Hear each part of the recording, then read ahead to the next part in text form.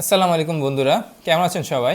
বছর খানেক আগে শাওমির ফোনগুলো বাজেট লাইনের জন্য ছিল একটা কিং ফোন বলা যায়। অর্থাৎ ভ্যালু ফর মানি চিন্তা ভাবনা করলেই ছিল রেডমির ফোনগুলো, অর্থাৎ Redmi note series phone specially. কিন্তু বর্তমানে রেডমি নোট সিরিজের ফোনগুলো প্রচুর দাম বেড়ে গেছে। এখন এগুলোকে আসলে আর বাজেট ফোন বা ভ্যালু ফর মানি ফোন বলা যায় না। এখন বেশিরভাগ ফোনই হচ্ছে আপনার 30 আপ চলে গেছে। তো এই অবস্থায় আস্তে আস্তে যেহেতু ওদের ফোনগুলো দাম বেড়ে গেছে, অন্যান্য ব্র্যান্ডগুলো মার্কেট দখল করা শুরু করছে। তো তাদের মধ্যে একটা হচ্ছে টেকনো ব্র্যান্ড এই মুহূর্তে প্রচুর বাজেট লাইনের এবং মিড রেঞ্জের ফোন রিলিজ করে যাচ্ছে। তো ভিউয়ার্স, আজকে আমি কথা বলবো আপনাদের সাথে টেকনো স্পার্ক 30 প্রো নিয়ে। এই ফোনটাকে আসলে মিড রেঞ্জের একটা 8-10টা ফোনের মতোই ফোন, নাকি এটা বাজেট ফোনের মধ্যে এটা কোনো স্পেশাল জাতীয় ফোন হতে যাচ্ছে। সো সেই বিষয় নিয়ে আজকে আপনাদের সাথে কথা বলবো। সো সঙ্গে থাকুন আমাদের সাথে। টেকনোর ফোনগুলো বরাবরের মতো ওদের বক্সে মানে হিউজ পরিমাণ অ্যাক্সেসরিজ দেয়। সো এই ক্ষেত্রেও কোনো ব্যতিক্রম হতে যাচ্ছে না। সো বক্সে আপনারা পাচ্ছেন TPU, back cover, Tecno Spark 30 pro এবং সাথে থাকছে একটি সিম ইজেক্টর এবং USB type A to C একটি কেবল, চার্জিং কেবল অবশ্যই। এবং এখানে পাচ্ছেন আপনারা 33 ওয়াটের একটি চার্জিং ব্রিক এবং স্পেশালি এখানে আপনারা আরেকটা জিনিস পাচ্ছেন, সেটা হলো 3.5 জ্যাকের একটি ইয়ারফোন। বিষয়টা অনেকটা নস্টালজিয়া টাইপের হয়ে গেল আর কি, যে এই ধরনের জিনিসটা আসলে এখন খুব একটা দেয় না, বাট টেকনোর বক্সে এটা পাচ্ছেন আর কি। আর এছাড়া থাকছে কিছু নেসেসারি ডকুমেন্টেশন। যেহেতু ফোনটা একটা বাজেট ফোন, সো এটা পুরো বডিটাই হচ্ছে একটা প্লাস্টিক বডি। এটার সাইড ফ্রেম এবং ব্যাক পার্টটা অবশ্যই প্লাস্টিকের। আর এছাড়া আপনারা এখানে পাচ্ছেন IP54, that mean dust and water resistant. এবং ফোনটা কিন্তু বেশ পাতলা, অনলি 7.4 mm। আর ফোনগুলো আসলে টেকনোর এই লাইনের ফোনগুলো মোটামুটি সবগুলো একই ধরনের এই লাইনটা, অর্থাৎ টেকনো স্পার্ক বা টেকনো ক্যামন সবগুলো সিরিজের ডিজাইনটা প্রায় হয়। এবং সবগুলো ফোনই আবার আমি বলবো না যে বিল্ড কোয়ালিটি খুবই উইক, বিল্ড কোয়ালিটি কিন্তু বেশ ভালো এদের। এবং মনে হয় না যে খুব চিপ ফোন এবং খুব ফোন, বেশ ভালো স্টিডি টাইপেরই ফোনটা। এবং এই ফোনটার ওজন হচ্ছে 188 গ্রামের মতো। আর আপনারা এই ফোনটি পাচ্ছেন 3টি কালার ভেরিয়েন্টে: Optimus prime edition, Arctic blue এবং অবসিডিয়ান এইচ নামে।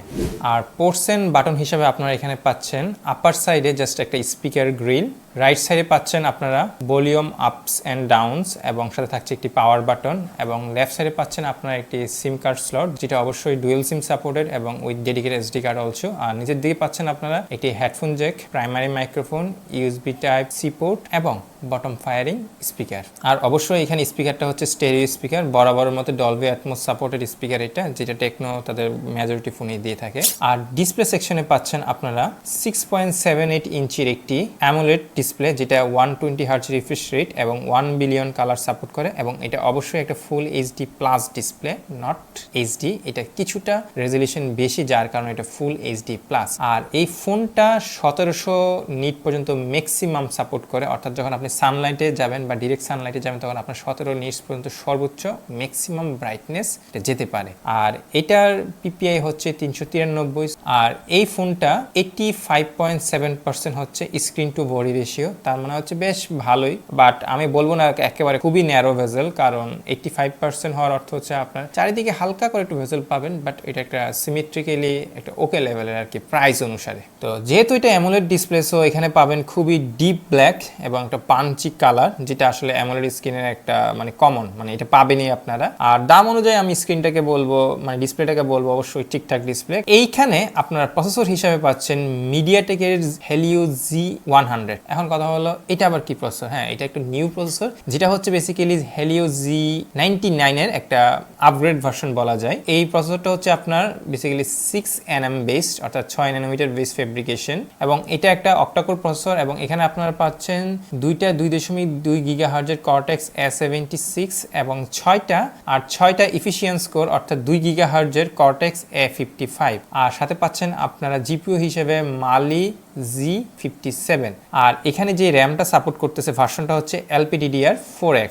আর আপনারা এই ফোনটা পাচ্ছেন এই মুহূর্তে বাংলাদেশে একটা ভেরিয়েন্টে, সেটা হচ্ছে 8128। আর যেখানে আপনার 8128 কিনলে অবশ্যই 8GB ভার্চুয়াল মেমোরি থাকবে, যদিও বা আসলে এটাকে আমি খুব একটা ইম্পর্টেন্ট দিই না, কারণ ইটস জাস্ট এ গিমিক। আর এই প্রসেসরটা হচ্ছে অনেকটাই Z99 এর মতো, অর্থাৎ আমরা যেটা প্রিভিয়াসলি বিভিন্ন ফোনে মানে গণহারে ইউজ করা হয়েছিল Z99, এক্স্যাক্টলি সেম, জাস্ট শুধু কিছু জায়গায় এটা আপগ্রেডেশন করা হয়েছে। এখানে আপগ্রেডেশনটা হচ্ছে নেটওয়ার্কে, অর্থাৎ এখানে নেটওয়ার্ক রিসিপশনের মধ্যে কিছু কোয়ালিটিটা আপগ্রেডেশন করা হয়েছে। তো যখন নেটওয়ার্ক সুইচিং হয় তখন খুব স্মুথলি সুইচিংটা হয়। সো এখানে একটা আপগ্রেডেশন আছে। আর এখানে প্রথমবার মতো 200 মেগাপিক্সেলের ক্যামেরা সাপোর্টেড। সো এটাও একটা ইম্প্রুভমেন্ট। আরও টুকটাক কিছু ইম্প্রুভমেন্ট আছে, বাট ওগুলো খুব একটা নোটিসেবল না। এই ফোনটির অন্তত বেঞ্চমার্ক হচ্ছে অ্যারাউন্ড 4,35,000 এই ধরনের সামথিং কিছু। আর গিগ বেঞ্চ এটা সিঙ্গেল করে পাচ্ছে 733 এবং মাল্টি করে 2028 মতো। আর এই প্রসেসরটি যেহেতু Z99 এর মতো, অর্থাৎ এখানে জিপিইউ এবং সিপিইউতে কোনো মেজর চেঞ্জ নাই। সো এখানে গেমিং পারফরমেন্সের ক্ষেত্রে একেবারে এক্স্যাক্টলি Z99 এর মতোই পাবেন। সো এখানে আমি খুব আর ডিটেল কিছু বলতেছি না। আপনারা এখানে মিডিয়াম টু হাই সেটিংয়ে গেম খেলতে পারবেন, কিন্তু যদি লং টার্ম খেলেন সেক্ষেত্রে হয়তো আপনারা কিছুটা ফ্রেম ড্রপের ফেস করবেন। পাবজি, ফ্রি ফায়ার এগুলো খেলতে পারবেন, এমন না যে খেলতে পারবেন না, বেশ ভালোই খেলতে পারবেন। বাট লং টাইমে খেলতে গেলে কিছুটা হয়তো ফ্রেম ড্রপ ফেস করতে পারেন, আর কিছুটা টাচ লেটেন্সি হয়তো ফিল করতে পারেন। এখানে আপনারা সফটওয়্যার সেকশনে পাচ্ছেন iOS 14, যেটা হচ্ছে Android 14 বেসড, এবং সাধারণত টেকনোর ফোনগুলোতে 2 বছরের মেজর আপডেট দেয় এবং 3 বছর সিকিউরিটি আপডেট দেয়, কিন্তু এখানে আসলে অফিসিয়ালি কোনো কিছু কনফার্ম না। সো ধরে রাখা যায় যে এখানে 2টা মেজর আপডেট পেতে যাচ্ছেন এবং 3 বছরের সিকিউরিটি আপডেট পাবেন। আর iOS এর ক্ষেত্রে যেটা হয় আসলে, যেগুলো চাইনিজ ফোন, কিছু চাইনিজ টুকটাক ব্লুটুথ থাকবে যেগুলো আবার আনইনস্টল করা যায়। আর iOS-টা ডে বাই ডে ইমপ্রুভ করতেছে। সো একেবারে মানে খুব খারাপ পারফরমেন্স পাবেন না, বেশ ভালোই পারফরমেন্স পাবেন। আর কানেক্টিভিটি সেকশনে পাচ্ছেন আপনারা ডুয়েল 4G সাপোর্ট, ওয়াইফাই 5, অবশ্যই এটা ডুয়েল ব্যান্ড, ব্লুটুথ 5.3 এবং থাকছে NFC। তো NFC চিপ যেহেতু থাকতেছে, আপনারা গুগল পে যেটা আছে সেটার মাধ্যমে আপনারা হয়তো গুগল পের যে বিভিন্ন পেমেন্ট সিস্টেমগুলো আছে সেটা আপনারা পে করতে পারবেন। এই টেকনোর ফোনটাতে ইনফ্রারেড সেন্সর আছে। আর এমনিতে আপনারা এখানে প্রয়োজনীয় সকল ধরনের সেন্সর পাচ্ছেন।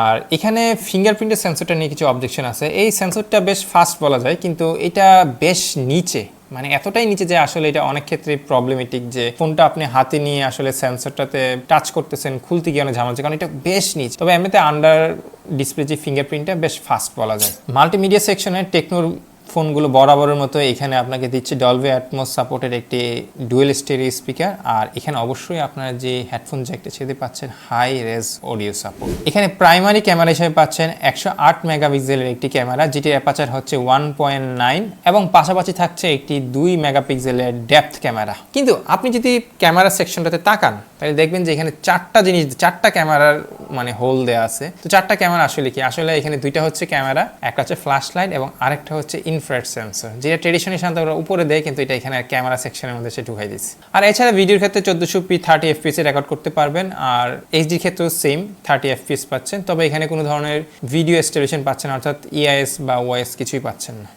আর সেলফিতে পাচ্ছেন আপনার 13 মেগাপিক্সেলের একটি শুটার, এটাও সেমভাবে আপনার রেকর্ড করতে পারবেন আপনারা 30 fps এ ফুল এইচডি। তবে এখানে আরেকটা জিনিস এক্সট্রা আছে, সেটা হলো আপনাদের এই যে ডিসপ্লের কর্নারে একটা মানে কর্নারের দিকে 2টা ফ্ল্যাশ লাইট মানে ডিসপ্লে আন্ডার ডিসপ্লেতে দেওয়া আছে। যখন আপনারা ফ্ল্যাশ লাইট অন করে ছবি তুলবেন, এই ফ্ল্যাশ লাইটটা কিছুটা অন্ধকারে ছবি তোলার ক্ষেত্রে আপনাকে সহযোগিতা করবে।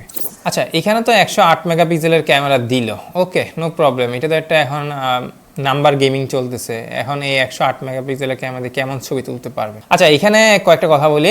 চাইনিজ ক্যামেরাগুলোতে যেটা বরাবর হয়, ডে লাইটে খুব ভালো ছবি পাবেন, যেটা 108 মেগাপিক্সেলের খুব ভালোই ডিটেল শার্পেনিং পাবেন এবং ছবিতে বেশ কালারফুল পপ আপ হয়, সোশ্যাল মিডিয়া শেয়ারিংয়ের মতোই। অবশ্যই এখানে একটু ডাইনামিক রেঞ্জের একটু ইস্যুস আছে, মানে যখন আপনার ব্যাকগ্রাউন্ডে হাইলাইট এরিয়াতে প্রচুর আলো আসে তখন দেখা যায় কি এটা ডাইনামিক এরিয়াটা আসলে মানে খুব একটা কন্ট্রোল করতে পারে না। স্পেশালি এটার সেলফিতে এটা খুব বেশি ইস্যু করে, যদিও বা মেইন ক্যামেরাতে খুব একটা ইস্যু না করলেও সেলফি ক্যামেরাতে আপনার প্রচুর এই ইস্যুটা করে। আর রাতের বেলা ছবির ক্ষেত্রে যেটা হয় কিছুটা স্মুদার হয়ে যায়, কারণ এটা স্বাভাবিক। আসলে রাতের বেলা ছবি তোলার সময় এমনিতেই আপনার কিছুটা লাইটের কারণে স্মুদার হয়ে যায়, আর যখন এখানে কিছু প্রসেসিং হয় এবং এটা নয়েজটাকে রিডাকশন করতে চাই তখন কিছুটা স্মুদার হয়ে যায়। সো এটা আমি মনে করি এই প্রাইস রেঞ্জে আসলে এতটুকু অ্যাকসেপ্টেবল, মানে এমন না যে একেবারে ফেলে দেওয়া, অ্যাকসেপ্টেবল বলা যায়। আর এখানে ব্যাটারি সেকশনে পাচ্ছেন আপনারা 5000 মিলিঅ্যাম্পের একটি ব্যাটারি এবং অবশ্যই এখানে সাপোর্ট থাকছে 33 ওয়াটের একটি চার্জিং। অবশ্যই এখানে চার্জিং ব্রিক দেওয়া আছে, সো ডোন্ট টেনশন। এটা 0 to 100% হয়তো 45 মিনিট ক্লেম করছে এটা যদি অফিসিয়ালি, বাট প্র্যাকটিক্যাল লাইফে হয়তো এটা অনেক ভেরি করতে পারে।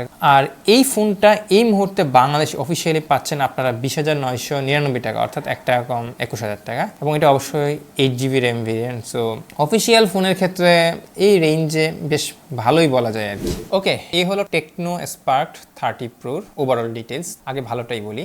এখানে একটা পাঞ্চল ডিসপ্লে পাচ্ছেন, ফুল এইচডি প্লাস ডিসপ্লে পাচ্ছেন, stereo speaker with Dolby atoms supported এবং একটা লার্জ ব্যাটারি এবং 108 মেগাপিক্সেলের একটি ক্যামেরা এবং পাশাপাশি পাচ্ছেন IP54। সো মোটামুটি সবগুলোই ভালো, তবে এখানে একটা জিনিস নিয়ে আমার অবজেকশন আছে এই দামের অনুসারে। এখানে ওরা 108 মেগাপিক্সেলের সাথে একটা ডেপথ ক্যামেরা দিয়েছে 2 মেগাপিক্সেলের, তো এখানে চাইলে ওরা একটা 8 মেগাপিক্সেলের মিনিমাম 8 মেগাপিক্সেলের একটা আলট্রা ওয়াইড শুটার দিতে পারতো আসলে ওরা, তো এটা আসলে এখানে মিসিং। তো এটা অ্যাড হইলে হয়তো এই প্যাকেজটা হয়তো একটা খুবই গুড প্যাকেজ হইতো প্রাইজিং রেশিও অনুসারে, অর্থাৎ প্রাইজিং হিসাবে বলবো, প্রাইজিং হিসাবে আপনার একটা G100 প্রসেসর পাচ্ছেন, যেটা একটা ওভারঅল গুড প্রসেসর। সো এই হিসাবে আপনার এটা গুড প্যাকেজ বলা যায়। তো আজকের মতো এতটুকুই, দেখা হবে আপনাদের সাথে পরবর্তী অন্য কোনো ভিডিওতে। আর আমাদের ভিডিওটা ভালো লাগলে অবশ্যই আপনারা লাইক দিবেন, সাবস্ক্রাইব করবেন এবং ভিডিওটা অবশ্যই শেয়ার করবেন। সেই পর্যন্ত ভালো থাকবেন, ধন্যবাদ।